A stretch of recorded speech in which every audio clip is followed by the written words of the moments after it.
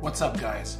Welcome to the podcast where we can listen to trans and gender non-binary voices telling us their story in their voice, reminding us that each of us is not alone. Welcome to another episode of Not Alone. I have with me our guest, one of my favorite guests that I've had, and I've had some really wonderful guests, Celia Daniels. And Celia and I actually share a Indian background, so I'm fascinated with her story. That's not to say that my other guests haven't been wonderful. They have been in many, many wonderful ways. And specific shout out to Taryn, who I actually love having on as well. But Celia, I'm really excited because we actually did a conversation not that long ago about self-discovery, about that feeling of growing up in India and being alone, and you got to the age of, we probably got to about the age of 7, and then we sort of jumped into adulthood, and you're like, wait a second, we're jumping over an entire portion of my life. And when I thought about it, I was like, a really important portion of your life. So I want to take this time to actually go back, talk a little bit about that stage, and how it all comes together to make Celia who she is. So let's start from the beginning. We had gotten to the point where your mom had said, it's not appropriate, it's not okay to now dress as a girl, even though you've been doing that for a certain period of time. What was the emotional toll for you when that happened? When you are told that you cannot dress in a certain way or you cannot behave a certain way, you try to process it first, because you also think about both two factors. One is, my parents are telling me not to do something, but I've been doing this, and they told me to do it, or they allowed me to do it. And now I'm at a point where they told me that I cannot dress in my cousin's clothing, which led to a little bit of a confusion in my mind as to what is going on. Why aren't they allowing me to express the way I want to? And that was one concern that I had. The second concern was, what am I going to do? Now that they are asking me not to do this, what am I going to do now going forward? Can I manage this? Or is this something which is, I started doubting myself. The doubt started coming up more prominently when you are restricted from certain aspects of your life. And that's what happened to me. I felt like, something in me was taken away. Some part of my identity was taken away. And I was just confined to this little box of choose that boy that you need to be. And in fact, that led to a little bit of a trauma for me, because I didn't know how to just confine myself and behave like a boy. And that led to this trauma. And another important thing in the Indian cultural aspect is shame. So when someone tells you, oh, you have stolen this, it's a shame on you. It's always a shame on you, shame on your parents, your family. And they connect the entire family along with the shame that the children go through. And it's very typical in the Indian culture because everybody is a part of the shame. So to me, that was very hard to process. Am I going through a shame? And this was shameful for me. Am I going to pass this on to my family, my parents? And that's where I was trying to make sure that I do not pass this shame on to my parents, because I knew deep inside that I had taken it to the closet. I didn't tell my parents about it. I took it to the closet, but I still went on with the trauma. One layer of trauma that I went through was my gender dysphoria, which was very distinct. And it was very clear that I cannot live without expressing myself, but at the same time, I have to live with my parents, and I cannot make any other choice, like running away and going to the hijra community or killing myself was not an option, and I didn't want to. And the third option was just suck it up and live with it. And a lot of us do, like, log kya kahenge? People are watching you. What are the others going to say? What are neighbors going to say if you do this? And that's what bothered me a lot, as to you are more worried about the society rather than worried about what I'm really going through. And I don't think there is any concern about the person who's going through. And that's what I went through. That just suck it up and live with it. So I want to explore that a little bit. So one of the things that comes to mind is the age of 7. It's a time when you are discovering who you are. It's also that time when you've just gotten past the why stage of being 2. And I say this as someone who's never had kids, but I hear the terrible 2s because you keep asking why. But once you get to 6 and 7 and 8, what you get to is the age of questioning and sort of being more argumentative. How did your parents see a difference between you just rebelling versus you expressing? And could they tell the difference? Could society tell the difference? They could not, because I decided not to share about my femininity to my parents, though they knew it. And when they said, just go, you cannot do it, for that reason, I just felt like I was constrained in my expression, that I did not want to come out, because I felt like, okay, they're telling me not to do it. Maybe there's something that I need to listen to them because they're my parents. So I can't argue with them. And maybe I was also doubting myself as to maybe they're telling something that I don't understand. Maybe I should just stop being a girl, stop expressing my femininity. But what I learned in the whole process was I couldn't stop my femininity. Though my parents told me to stop, in front of them, I did stop. But behind the backs, I was still expressing my femininity. So I was just learning to suppress my femininity, and I was learning to survive, which is very hard for the younger children who are trans to just survive in a world where you're asked not to express your gender identity. It's like letting the caterpillar, not blossom into a beautiful butterfly. They just constrain you and say, just live with it. And that's how I felt. I felt like my wings were taken off and my femininity was so much joyful. I would just wear a skirt, and when no one is at home, and I would dance. I would just wear, I was just dancing like anyone else. And I was like, oh, I felt so much joy in that. I don't even know how to express that kind of joy, because joy is very different from happiness. It's something that is very inherent, which is very soulful. I could feel that my soul was blossoming within this body, which was not allowing me to be who I am. And that's what I was exploring. And I felt so constrained, which can actually cause trauma, by the way, because you are constraining and you're constantly thinking about something that you want to be, and you're not allowed to be that person because of it's like a behavior. So I tried my best not to behave like a girl. So I would always behave like a boy. To every day, every morning I would wake up and think about, okay, what do I need to do today that people around me will not think that I'm a feminine boy? And I would play volleyball. I had girlfriends. I mean, I was attracted to girls. So I used to have girlfriends and I was playing around with them. But the part of me that I could not express was always in the closet. So when I had to be Celia, I had to go find a time when no one is around in my house. My mom and dad both were working at the time. And that's when I started expressing as Celia.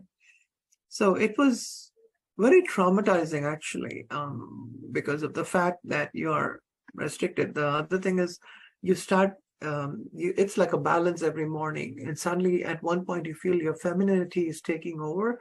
And then you have to tune up your masculinity to bring down your femininity. It's like a equalizer in a sound engineering board. I'm more into sound engineering. So I could feel that I had to tune it down so that I could increase my masculinity or express my masculinity. And being a boy was a privilege. And I did enjoy that a little bit. But as I mentioned in the earlier episodes, that I always loved this, to be this girl. Even today, I love doing that. But that was how I felt that I could not be who I am. And gender dysphoria was creating those layers of trauma that could really hurt your mental health and physical health as well. But that's where I was in that stage. So let me ask you this question. I'm still sort of early on it. You've talked about girlfriends, you've talked about volleyball, and I don't know exactly what age that started, but let me still explore that age of about 7 where you are. Mm-hmm. In many ways, you transitioned to be a quote unquote girl between 4 and 7, and then you quote unquote detransitioned between 7 and 8, for lack of a better term. How did the girls around you, your cousin, for example, react to losing their female cousin suddenly, who suddenly had to be a boy? Did they miss you, or was it the same thing? Or did you respond in the same way? Were you the same person as a boy as you were as a girl? I was, according to them, I was the same person. It's just that I was wearing shorts and a t-shirt. But and they did not treat me any different. You know, they loved me the way I was, and but they liked the fact that I was wearing a skirt. You know, it was always very. They could relate to it. It's a femininity. It's a feminine thing. They could relate to it more. But for me, it was when I was not able to express in my feminine self, I could feel that there was some amount of something that was left in me, and I couldn't live as this girl. So I had to. I would say it was more of it wasn't like a transition. I would say it was more of a phase. I thought it was a phase where my parents felt like, you know, I could be a girl, and then you know, you cannot be a girl. So what was the different thing, being a girl and not being a girl? And what was the reason they told me not to do it? I felt that my parents felt like if we allow this, I mean, if we allow me to be the way I am, I could end up into those cultures, which is more like a hijra culture in India. And I would become this person. I would be more into a feminine part of my life, would be more like expressing, and my son's life would get messed up. And they didn't allow me, they didn't want me to go there. They didn't want me to go there because there were no good role models at the time. There was no good medical support at the time. No one was talking about gender dysphoria. The only thing they heard about is if a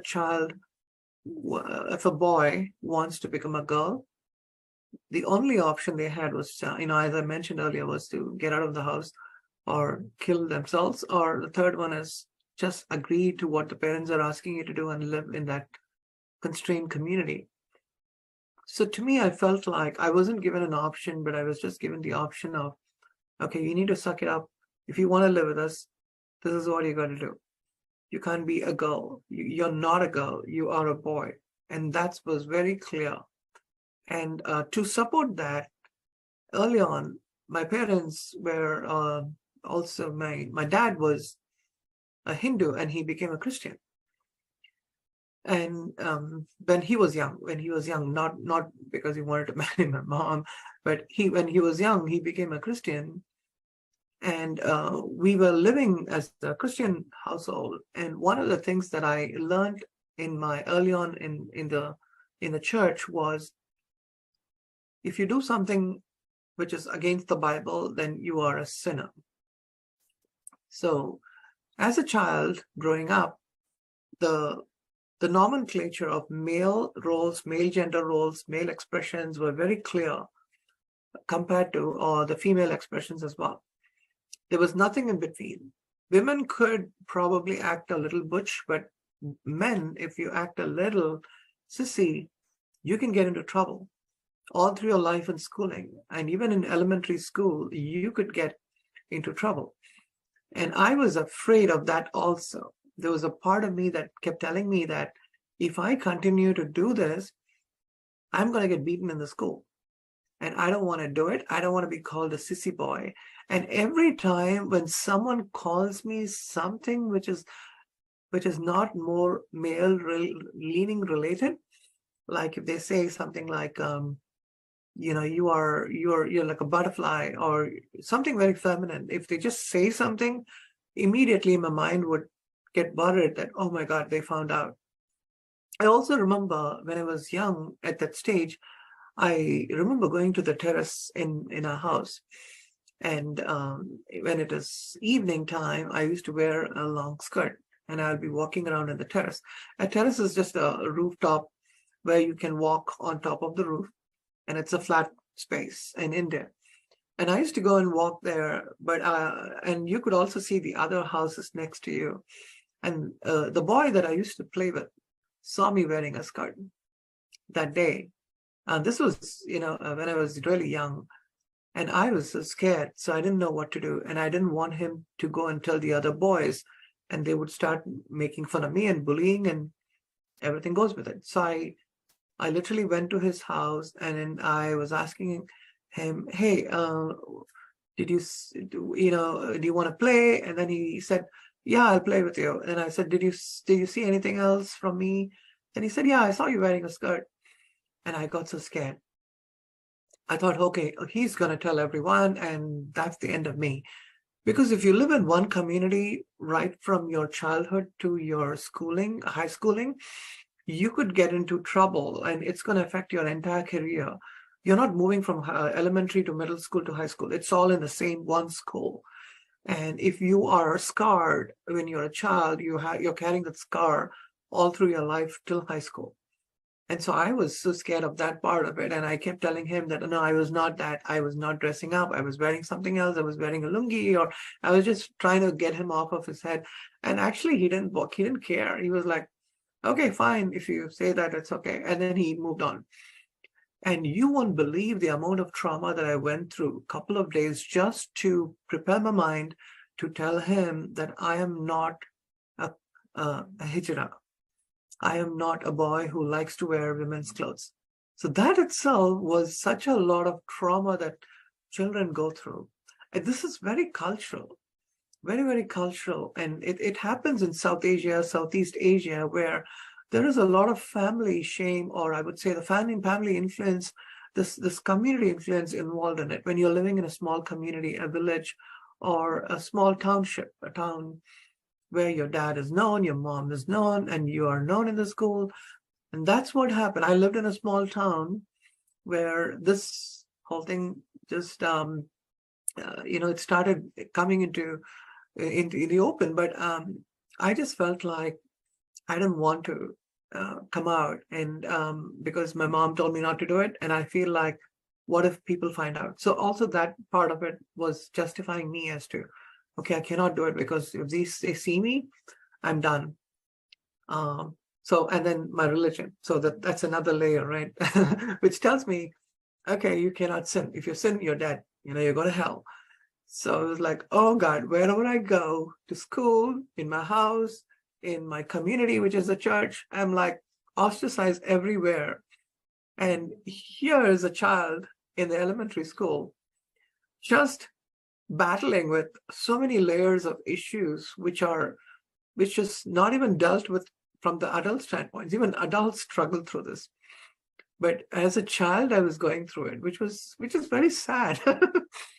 I mean, it's so sad when I really think about it, when I really break it down and analyze my own childhood days.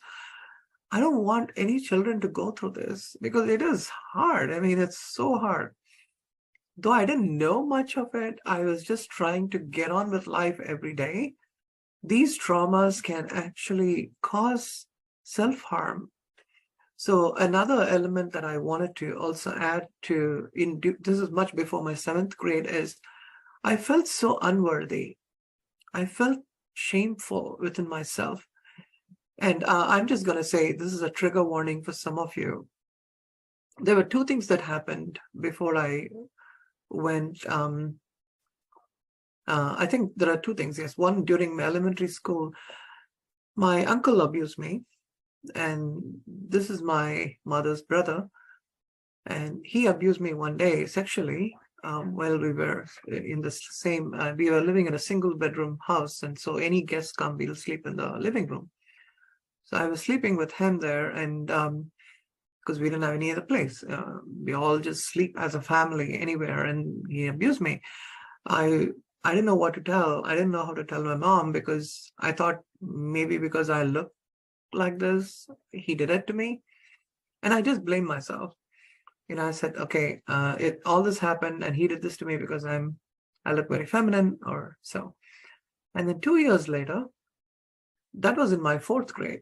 Fourth grade, I got abused. And 2 years later, probably when I was in my sixth grade, I remember my cousin brother molested me the same way. And that's when these traumas started. Sexual abuse it's like a lifelong scar you carry with you. But I have watched these TV shows, and to me, the way I compromised on this is I said, they didn't rape me actually.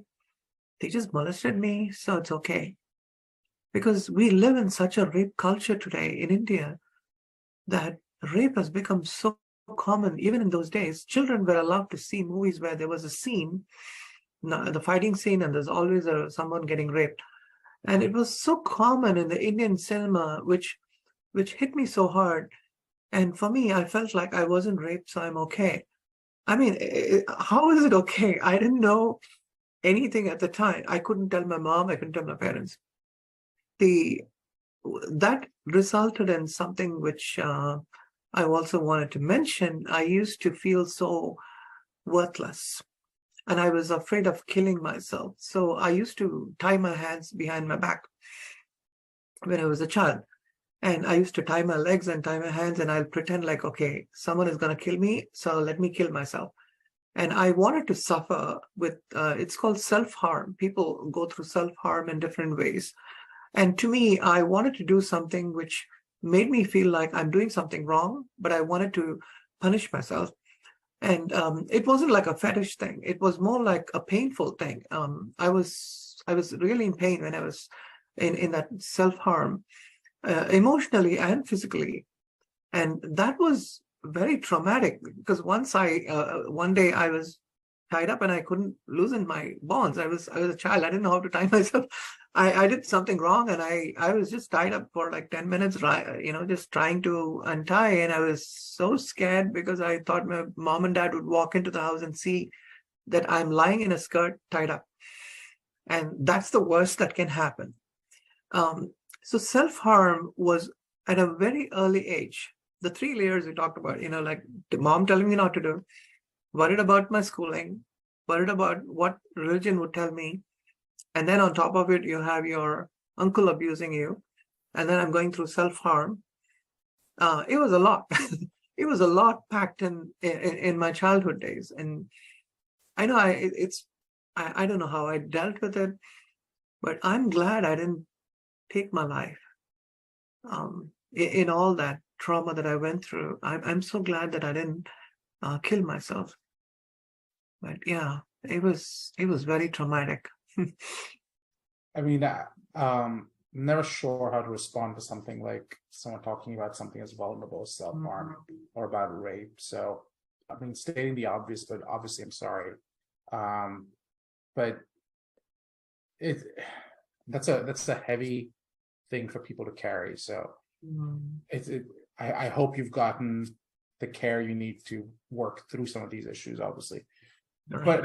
But I want to go back a little bit and explore two things that came to mind. One was, have you ever seen X-Men? I think it was like First Class or something.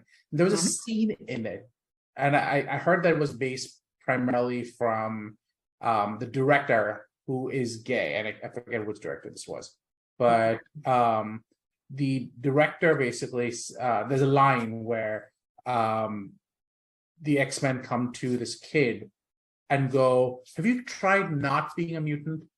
Have you tried to just blend in?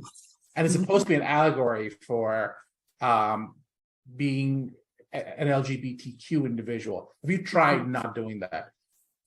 you tried not dressing up. Mm. How did that work for you? I mean, obviously, you're dressed as you are. You had to express you hate it, but what? How often do you think about? Did you at that time think about gender, or was it a passing thought that came in every? Like, was it a continuous thing, or was it something that happened probably once a day, maybe once a week that you thought about it, and you're like, oh, let me dress, let me get it out of the way, kind of thing? Gender was at the time mixed with sex, because sex and gender were, I would say, the sexual orientation and gender identity was mixed together. Even in Indian language, you don't have one terminology for gender and sex. It's you just say male or female. And even in Urdu. But to me, I was confusing myself with both. To whom I was attracted to, I was also confusing with who I was versus whom I was attracted to. So the question in X-Men is one of my favorite movies, and especially the Marvel characters. All of them are, even DC Comics, basically because they choose this identity, which is very common, and then they choose another identity, which is like phenomenally different. Yeah. To me, I felt that way. Like when I'm Celia, I'm like a superwoman, the woman who's fighting like Xena. I always had that in my mind, but I've always tried not to express myself in the feminine role. But it is interesting that you can avoid the thought of not being who you are when you cannot avoid the thought of who you are, actually, because that's who you are. And you can avoid it, but you cannot eliminate it completely from your body, your system, your brain. And that's what happened to me. Though I avoided for a couple of weeks, maybe a couple of weeks I will avoid. And then I would feel like I really want to wear my skirt. I have to. And I would take the skirt and run into the dark in literally to the terrace when it's completely dark. And I had to slip it on and wear the skirt and sit in the wall, and just leaning on the wall, just the skirt spread all across my legs. Yeah. And I would feel like I'm a girl, I'm a girl. I'm this beautiful girl. I want to be this girl. And it was something that I couldn't take it away, though I did not want to be. And I tried everything possible not to be this girl. I would always come back to that girl and I would say, I want to be this girl. Is there anything in the world, if there is a miracle that can happen? So that X-Men, what you mentioned, is the entire movie was so powerful to me because the mutants are who they are, and they don't know the power they carry with them, but they also feel that shame at some point. They feel like they shouldn't do it because it is shameful. Yeah. So they were taught not to be who they are, and that's how I felt. I mean, I could relate to. I just wish there was a mutant school at the time, for everybody like me. I would have just gone and joined it. The other thing you mentioned was this idea of it being cultural, and how I feel like in the U.S. primarily, I'm not even sure it's Western cultures, but in the US, primarily, we've managed to break up the term sex and gender and have different meanings for that. And I don't think it's completely clear to everyone. I think we're still in the educational part of that, but that hasn't even started in other cultures. One of the things that I thought was interesting was apparently in the Middle East, in parts of the Middle East, I can't speak for the whole Middle East, but I've heard that being gay is a sin. However, it's okay if you're a woman, for example, to be attracted to a man. So if you are gay and a man, they will surgically alter you so that you can be a woman and be attracted to men, and that's okay. And that speaks to the exact issue you're talking about, which is culturally separating those two words of gender, sexuality is so difficult that some cultures have never quite figure out how to do it. Some cultures are still battling through it. In the US, we're a little further along. But did you feel like that would have solved your issues? Someone taking you at that age and going, you want to be a girl, let's make you a girl? Would that have been too much? Would that have been traumatic? Or was that something you prayed for? I think when you're a child, you're always going through that doubting stage. I went through this doubting stage of, am I really a girl, or is just a face? So the doubting then turned into denial, where I felt like I don't want to be this now because it's not my life. And I tried every possible way to avoid being who I am today. And you won't believe the ways in which I used to, pump up my testosterone. And if someone came and asked me, do you want to be a girl? I can take you to Mumbai and do a surgery on you. I would have even chosen that, but I didn't want to do it because I knew what would happen to people like me when that's the only path that I knew was a way out. The way out is, yes, you can be in your authentic gender, but there are consequences to it. You can be a girl, but there are consequences to it. And those consequences were not very attractive. It was, you become a sex worker, you are dancing in the streets, you are doing something that you really don't like to. And that's what bothered me a lot. And I didn't want to do that. I wanted to be a girl, but with dignity. I wanted to be a girl, but live my life being proud of who I am. And to me, that only existed in some ether. It's like another parallel universe where this can happen, but not in reality, in real time. So if someone had offered the option, I may not have taken it because I knew what they would do. Now, when I hear the stories of folks who have actually done that, and I feel my heart just breaks. Because now I met some of them in India and they told me that they ran away from their home. They went to this place and they were in a very unhealthy way. They were medically altered. And then they started living their lives as prostitutes. And some of them are still part of the hijra community in Mumbai and even in Chennai. And those options were so dangerous that they don't have a life. They are like slaves, actually. Some of them are like slaves. They live like slaves because they just have to pay the debt of what they do. They help them study, but for that they have to pay the debt. So it was a difficult life. I don't think I would have chosen that because that wasn't my journey. It could have been the journey for so many of them in India, which was true. I think a lot of them did. To me, I was in denial, and that's why I went into denial, because I knew there is an option, but I didn't want to go there. And there was no internet at the time. If I had an internet, I might have thought about something else. I would have looked at pictures. There was nothing at the time. So you go into the denial stage and feel like, okay, I'm a boy, I'm a man, I want to get married to a girl, I want to have a family, I want to study really well, I want to make money. I don't want to deal with all this, forget it. And that's how I just, started putting all this focus on my mind, and I started focusing on my studies, which was good. But at the same time, I couldn't avoid this noise in my head, the white noise in my head, which was always I could hear. Always I could hear. But I just chose not to respond to it. Yeah. Yeah. Another question I have is, in the US, as you're aware, there's a whole culture of the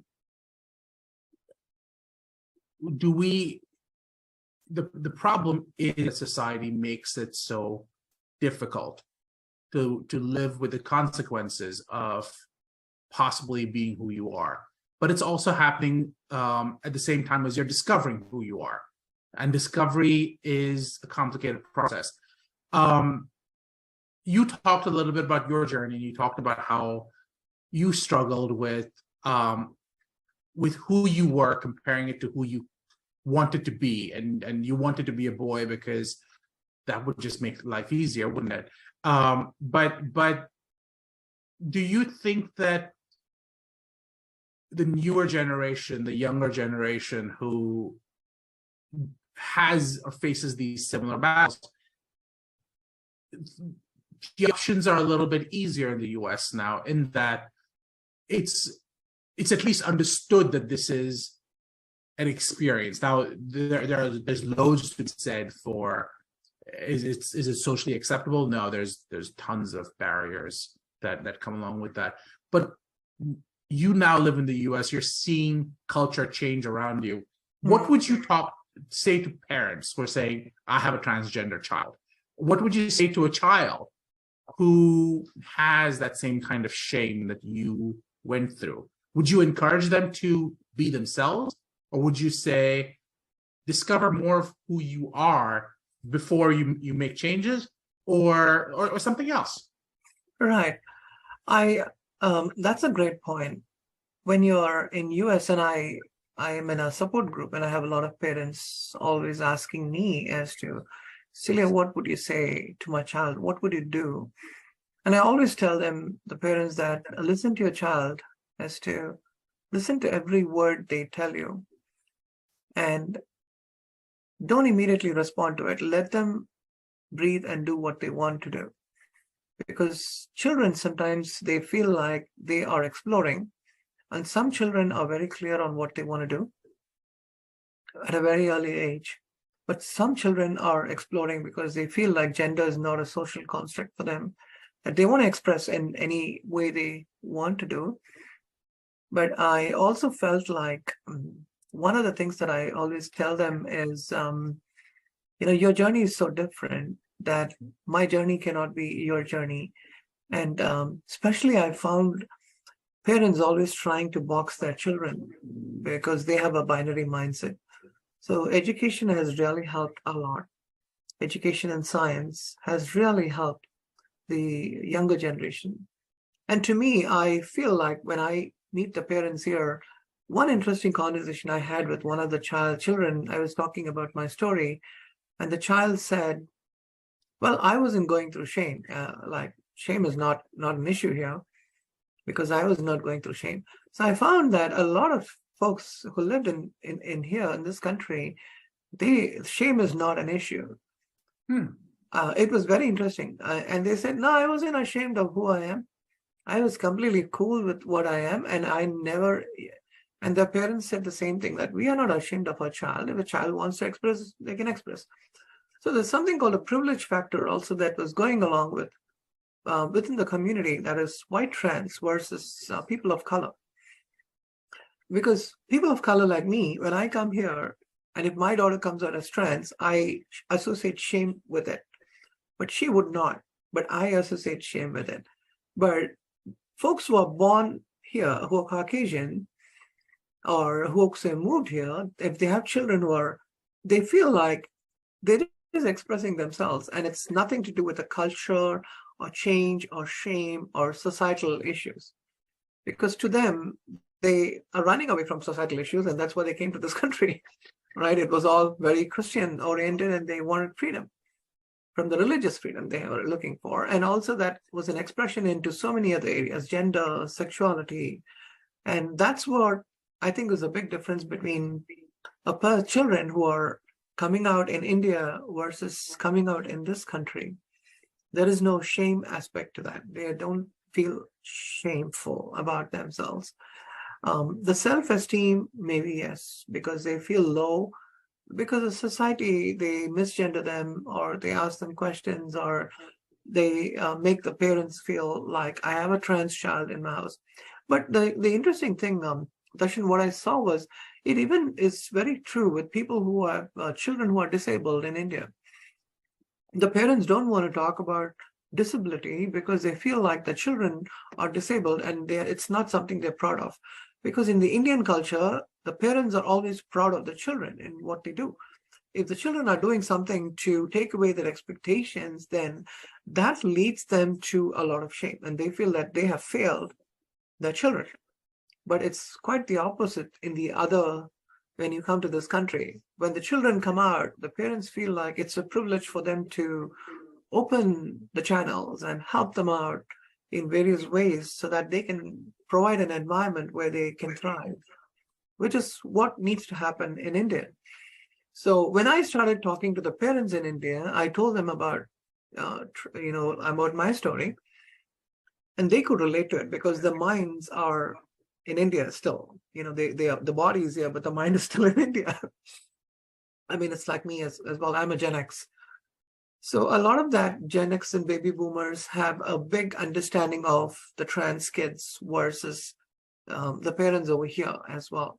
But the children are coming out, and they are coming out in school. They have come out in different places. Even if they get bullied, they get beaten, they get misgendered, they still go, and they are so adamant. They are so consistent, persistent, and insistent about what they want to do. That creates such a big, that's really good to see. And unfortunately, in India, it's not gone to that level because the social stigma still exists. And I would say that it's also because of the cultural way.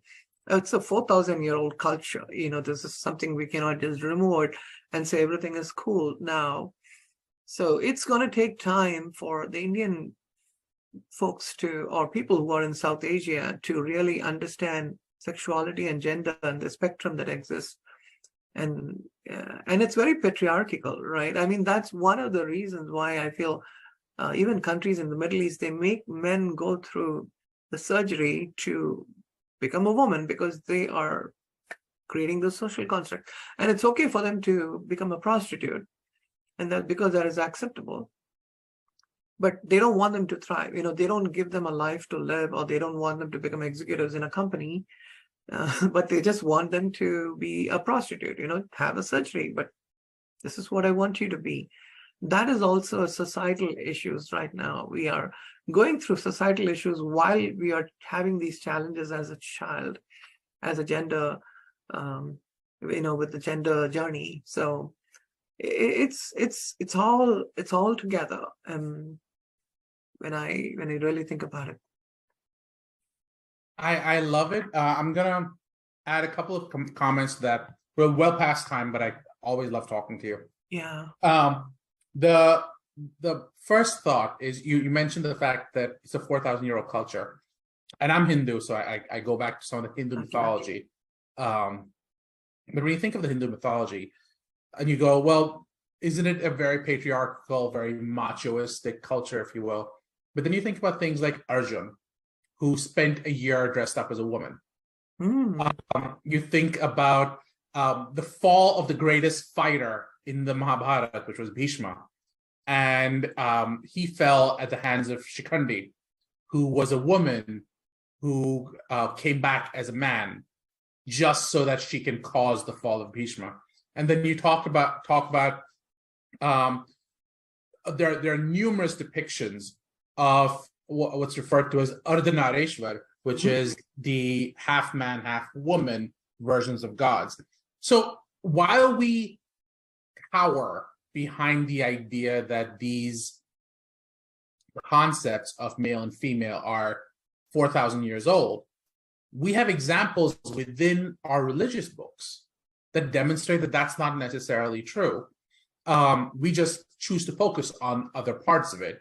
But if you want to read a more open version of the religious books, you'll find those examples if you're looking for them. So that would be my takeaway. I definitely want to come back and have you talk a little bit more about puberty and what that was like, because that has all these new emotions associated with it.